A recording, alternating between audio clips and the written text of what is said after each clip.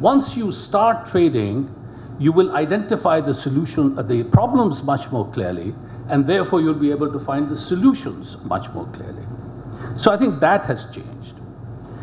Of course, the trade regime as a result has changed. It's a much more liberal trade regime. Going from positive list to a negative list is a huge improvement.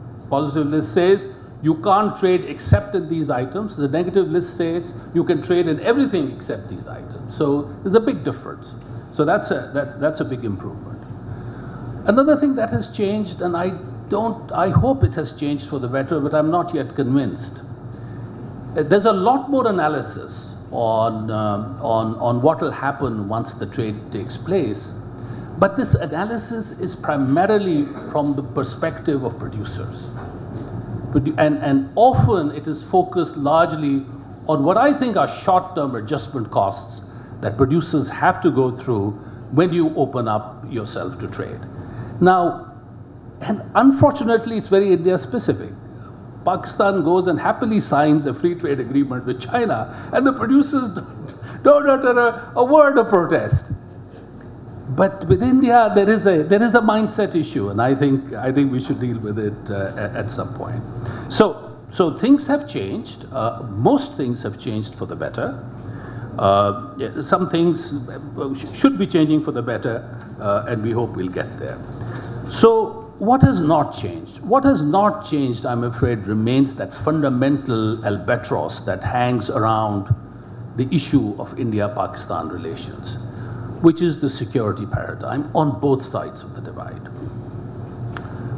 If I were to simplify it, for the national security paradigm in Pakistan, every Indian truck is a national security threat. And on the Indian side, every Pakistani is a national security threat. And this gets reflected in India's visa regime towards Pakistan, and it gets reflected in Pakistan's extremely slow progress towards cross-border trade, facilitation of trade, and indeed transit trade, which I think is an important part of what should be happening going forward. So going forward, what are the things that we have to keep in mind? 1 minute. 1 minute? Okay. One, we have to keep in mind the common man. I think the 1996 report went about it the correct way. We have to keep the consumer at the forefront of these discussions. And I think pharmaceuticals is a very good example. If we come at pharmaceuticals from public health in both India and Pakistan, both countries have to benefit from liberalizing trade in pharmaceuticals. So common man, that's one. Number two, instead of line by line, it's having list-based trade.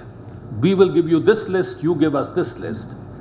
We should move to a sectoral perspective on negotiations. We have concerns in agriculture, you have concerns in agriculture. We have concerns in automotive parts, you have concerns in some area. Let's go ahead with a sectoral perspective. And that will force us to develop a vision for these sectors. I can speak for the Pakistan side. Pakistani farmers need to have a vision for where they want to be 10 years from now. They have been gifted the world's best irrigation system. What are we doing with it? What kind of productivity are we getting out of that irrigation system? What kind of position do we want to have in world agricultural trade? And let that vision then inform how we want to proceed in terms of our bilateral trade regime with India. And the same thing, I would appeal to the automotive parts sector. Do we want to remain focused in the small and rapidly growing Pakistani market, or do we want to become Thailand, export to the world? If we have that perspective, we will look at bilateral trade regime with India very differently, and I'm sure we can find good examples for India to consider as well. Extremely importantly, I think, going forward, we must have a distributional concern uppermost in our mind as we move towards the bilateral trade regime with India. On the Pakistan side, we need to worry about what it will do to the regional balance, regional economic balance in Pakistan. And this is where transit trade becomes very important. Transit trade, Pakistan as a corridor of trade that links the Western markets, the Chinese market and the Indian market, will create growth points close to our western and northwestern borders. In other words, Peshawar will benefit enormously, Quetta will benefit enormously. Transit trade, therefore, will allow us to spread the benefits of liberalizing trade with India with other critical regions of Pakistan.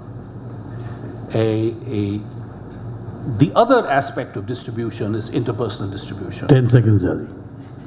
No, if the primary beneficiaries of trade liberalization are the big business houses in India and Pakistan, it will not be sustained.